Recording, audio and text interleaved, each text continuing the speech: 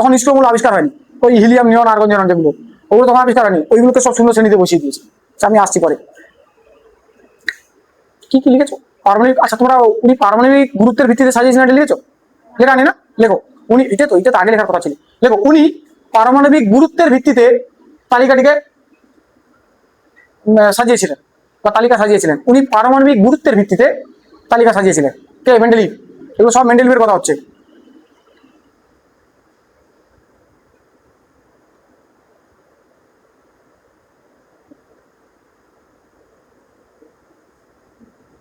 তারপরের পয়েন্ট লেখো, ওনার পর্যায় সারণীতে প্রত্যেকটি শ্রেণী দুটি করে উপশ্রেণীতে বিভক্ত। ওনার পর্যায় সারণীতে প্রত্যেকটি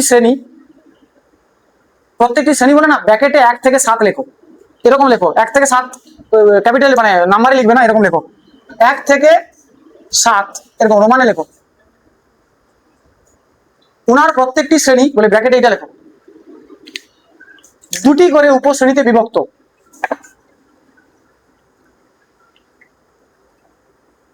তোমাদের কারোর কাছে কোনো বইটই আছে? নেই না? বানাই, বানাতে টাইম লাগে। আরে না, বাড়িতে তো সবারই আছে, কিছু না কিছু বই তো আছে। এখানে বলছে বাড়িতে পড়ে থাকো।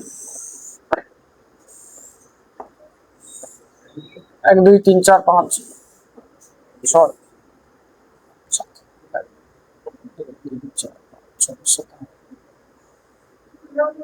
না, তোমরা করতে হবে না। 1 2 3 4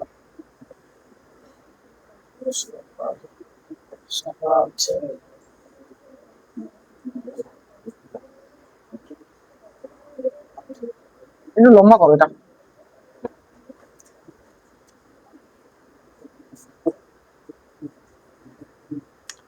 পর্যায় কোনগুলোকে বলবো? এই অনুভূমি বরাবর যেগুলো আছে, হরাইজন্টালি যেগুলো আছে, এগুলো পর্যায়, মানে এইগুলো 1 এখানে 1 2 3 4 5 6 7 এগুলো পর্যায়। এই লাইনগুলো এগুলো সব পর্যায়। আর শ্রেণী কোনগুলো? যেগুলো ভার্টিক্যালি আছে, এটাকে তুমি ধরে নাও 1 ধরে নাও। আচ্ছা রোমান হরফে দেবো শ্রেণী। মেন্ডেলিভের পর্যায় সারণীতে পর্যায়গুলো নাম্বারে আছে, আর শ্রেণীগুলো সব ওই রোমান হরফে আছে। 1 2 3 4 5 6 7 8 8টা শ্রেণী না? আর 0 শ্রেণীটা না, 0 শ্রেণীটা যেটা রেখে গেছিল সেটার পরে এখানে 9 নম্বর শ্রেণীটা যেটা, যেখানে যাই হোক এই গল্প। আর প্রত্যেকটা আমি কি বললাম, মেন্ডেলিভের প্রত্যেকটা শ্রেণী দুটো করে উপশ্রেণীতে বিভক্ত। মানে এই যে 1 নম্বর শ্রেণী না, এখানে দুটো করে আছে, মানে একটা করে এ বি, এখানে দুটো করে মূল আছে। মানে তুমি ভাবো এখানে 1 নম্বর, তো এইটা যেমন ধরো এই খোপটা, এই যে খোপটা, এটা কি 1 নম্বর পর্যায়ের 1 নম্বর শ্রেণীর খোপ। এই খোপটা এখানে দুটো খোপ, মানে দুটো এ আছে এ বি, মানে প্রত্যেকটা শ্রেণী না এ বি করে বিভক্ত।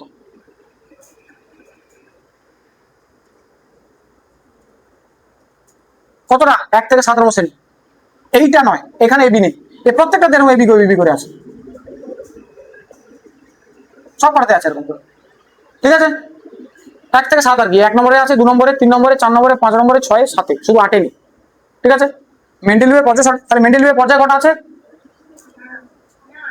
পর্যায় কোনগুলো? সেগুলো এগুলো শ্রেণী। শ্রেণী মানে হচ্ছে এইগুলো শ্রেণী, এগুলো উলম্ব হবে। আর পর্যায় মানে এইগুলো। এরকম করে পর্যায় কটা আছে? 7টা।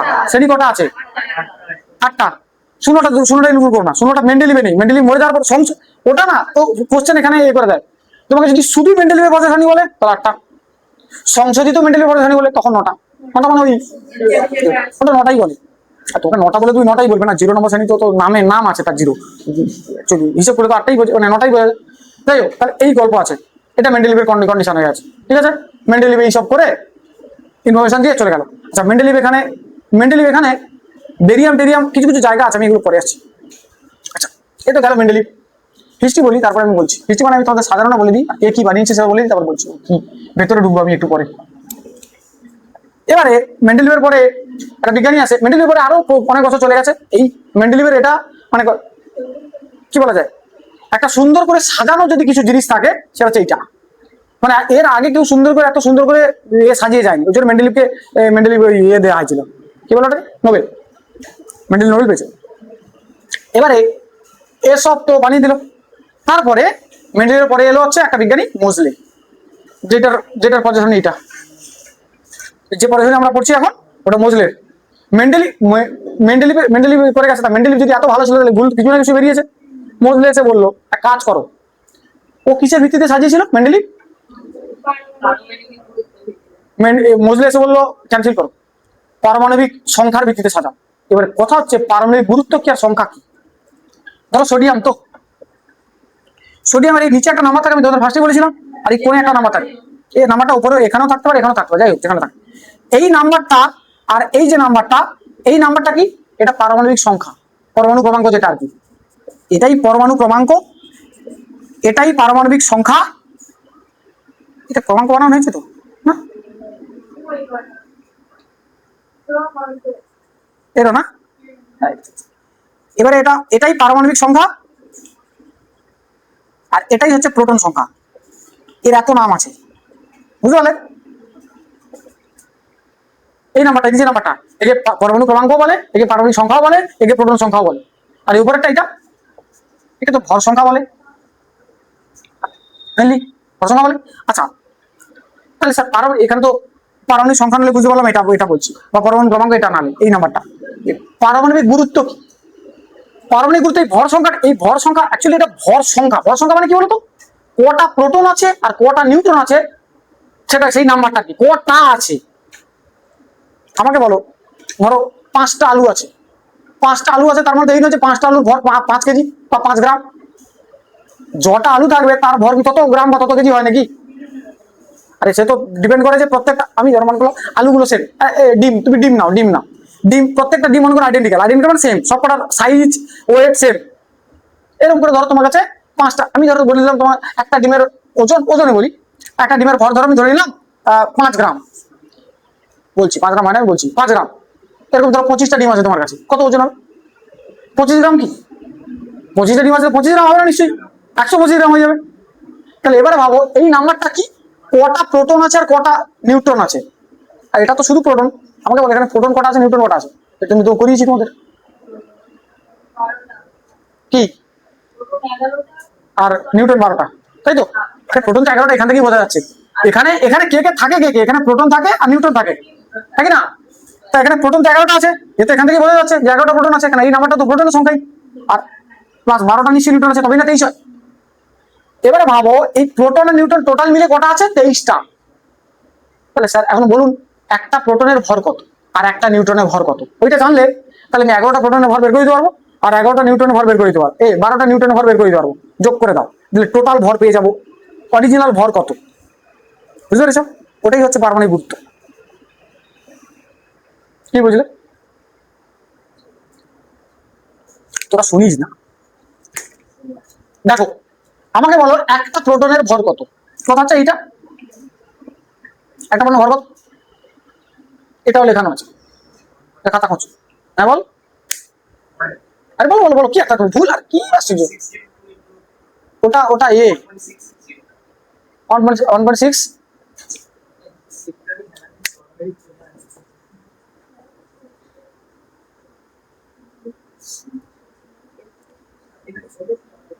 এইটা একটা প্রোটনের ভর, এটা 6, এটা হচ্ছে 6.625, আর এটা 1.675। এটা নিউট্রনের। খুব একটা ডিফারেন্স দেখতে পাচ্ছ কি তুমি?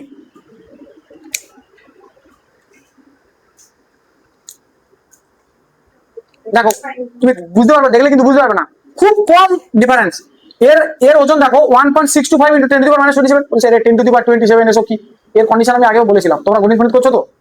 10⁻27 মানে কি? এইটা মানে কি? 1/100। এটা মানে 1-এর পেছনে 27টা শূন্য। এটার মানে কি? 1/1, 1/1 পেছনে 27টা শূন্য দিত, যেটা হবে যেই ভ্যালুটা সেটা সেইটা বহুত ছোট হয়ে যায়। তুই ভাব 1 কেজিকে তুই 1-এর পেছনে 27টা শূন্য দিলে যে সংখ্যাটা হবে ততগুলো ভাগ কর, হয়েছে? তার যে একটা ভাগ হবে ওইটা হচ্ছে 10⁻27। বহুত ছোট ওজন, একদম আর প্রোটন নিউট্রনে কত ঘর হবে মিনিমাম নেগলেক্ট করা যায়। যাই হোক, তাও এটা দেখে কোনটা বেশি মনে হচ্ছে, এইটা না এটা, এটা, আরে তো এটাও তো সেম, এটাও তো সেম, শুধু এইটা দেখে বোঝা যাচ্ছে একটা সেম হচ্ছে নিউট্রন। আচ্ছা এইটা ইলেকট্রনের, এটা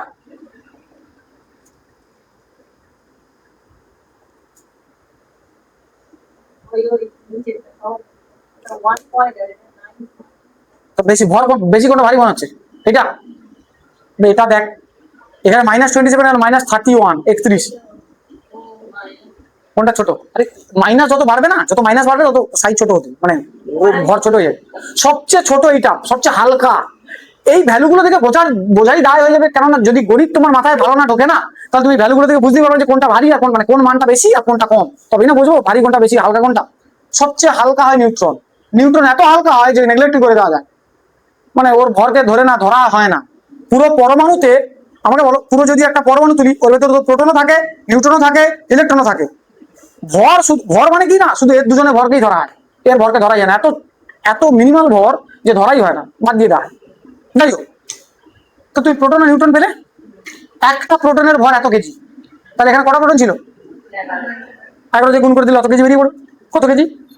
একটা নিউটনের ভর এত কেজি বেরিয়ে পড়বে। ওই যে এতগুলো নিউটনের ভর, এদের এতগুলো প্রোটনের ভর, দুটোকে যোগ করো, দিলে টোটাল একটা ভর পাবে, ওটাই পারমাণবিক গুরুত্ব। বুঝল? বোঝা যাচ্ছে? পারমাণবিক গুরুত্ব আর পারমাণবিক সংখ্যা কি? পারমাণবিক সংখ্যা তো কিছুই না, পারমাণবিক সংখ্যা তো প্রোটন সংখ্যা, কটা প্রোটন আছে হয়ে গেল। ব্যাস, এত। ওই জন্য পারমাণবিক, এবারে মেন্ডেলিভ যেটা সাজিয়েছিল সেটা পারমাণবিক গুরুত্বের ভিত্তিতে, আর মোজলে যেটা সাজাচ্ছে সেটা কিসের ভিত্তিতে? সংখ্যা বা পরমাণু ক্রমাঙ্কের ভিত্তিতে। এটা সোজা হয়ে যায়, এটা সোজা হয়ে যায়, মানে পারমাণবিক ক্রমাঙ্ক। ওই জন্য লোথার মেয়ারটা বেশি অ্যাকসেপ্টেবল। ওই দেখো ওইটা অ্যাকসেপ্ট বেশি হয়েছে। এবারে এটাই মুচ্ছি, এই লোথার মেয়ার বলছি, আরে মোজলে লোথার মেয়ার তো গ্রাফ করেছিল হেনরি মোজলে। একটাদের নাম কে রাখে ভগবান জানে। হেনরি মোজলে বানিয়েছিল হচ্ছে তোমার আধুনিক পর্যায় সারণী, যেটাকে আমরা এখনো ইউজ করি। লেখো তোমরা একটা হেডিং করে নাও হালকা করে ছোট করে, আধুনিক পর্যায় সারণী বলে। যদিও এর পরে আরো একটা পর্যায় সারণী আছে যেটাকে এর বেস্ট ভার্সন মনে করা হয়, আধুনিক দীর্ঘ পর্যায় সারণী, যেটাকে বোর বানিয়েছিল। আর বোর একদম বোর, নিলস বোর। হ্যাঁ, বোরের নাম মনে করো একটা কেমিস্ট্রি স্টুডেন্টের কাছে ভগবানের মতো। বোর মানে এরকম মনে করো ভগবান না। তুমি বিপত্তানি পুজো করো না কদিন আগে, তো বিপত্তানি পুজো করছে, কেমিস্ট্রি স্টুডেন্ট ওর পুজো করে একরকম মনে করো। বোর বা রবার্ট যে ওপেনহাইমার, রাদারফোর্ড, এই বিজ্ঞানীগুলো ওদের কাছে বিরাট ইম্পর্টেন্ট। তুমি কোনোদিন তোমাদের কলেজ, তোমাদের কলেজেই পড়েছো, কেমিস্ট্রি ডিপার্টমেন্টে কোনো সময় ঘুরে দেবে, ওদেরই ছবি থাকে না? হ্যাঁ, বোর্ডের ছবি থাকে, কোনো সময় আইনস্টাইনের ছবি থাকে, এদের ছবি থাকে। এটা খুব বড় বড় সব বিজ্ঞানী। যাই হোক, দেখো হেনরি মোজলে আধুনিক পর্যায় সারণীতে, লেখো আধুনিক পর্যায় সারণী করেছো তো, লেখো 1 নম্বর পয়েন্ট লেখো, হেনরি মোজলে হেনরি মোজলে নিজের তালিকাকে পারমাণবিক সংখ্যা বা পরমাণু ক্রমাঙ্কের ভিত্তিতে সাজিয়েছিলেন। পরমাণু ক্রমাঙ্ক বা পারমাণবিক সংখ্যার ভিত্তিতে সাজিয়েছিলেন, বা উল্টো লেখ না, পারমাণবিক সংখ্যা বা পরমাণু ক্রমাঙ্কের ভিত্তিতে সাজিয়েছিলেন। এটা ইচ্ছে কিসের ভিত্তিতে সাজিয়েছিলেন সেটাই লেখো না, হয়ে গেল।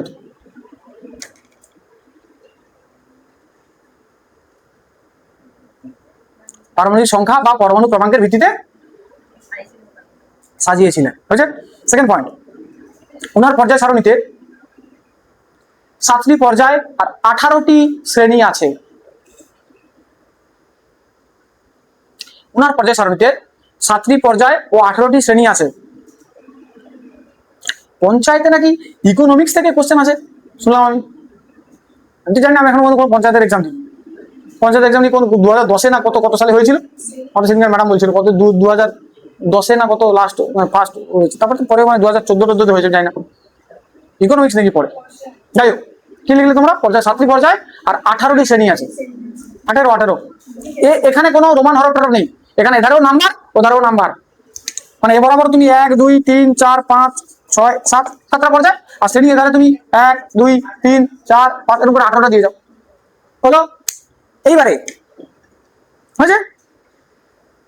আচ্ছা এখানে, আচ্ছা এবারে আমি এখানে একটু ভাগ করি, মানে বানাই, আমি তো বোঝাতে পারবো না, বোঝা না, ওটা থেকে বোঝানো যায়, ওর যে ভঙ্গি হয়ে আছে বোঝাতে ইচ্ছা হয়। 1 2 3 4 5 6 7।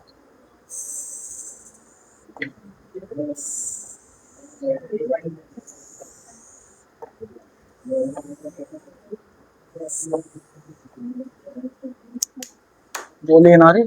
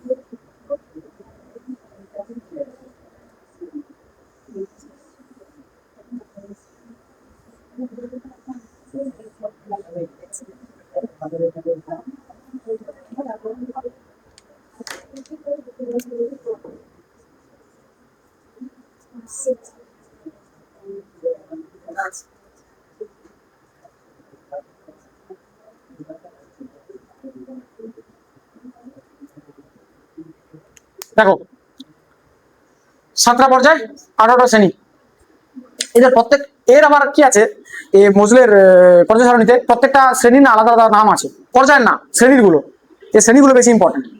এই কোনটা দেখো দিকে, প্রত্যেকটা শ্রেণীর আলাদা আলাদা নাম আছে। প্রথম 1 নম্বর শ্রেণী যেটা, একে বলে ক্ষার ধাতু। ক্ষার ধাতু লেখো, তোমরা শুধু লিখবে 1 নম্বর শ্রেণী বা তীর চিহ্ন একটা দিয়ে নাম লিখে দেবে শুধু খালি, আর কিছু লেখা দরকার নেই। 1 নম্বর শ্রেণী লিখে তীর চিহ্ন দিয়ে লেখো ক্ষার ধাতু। এখানে যারা যারা আছে এখানে, এর প্রথম হলো হাইড্রোজেন, ক্ষার ধাতু। 2 নম্বর শ্রেণীর নাম হচ্ছে ক্ষারীয় মৃত্তিকা ধাতু।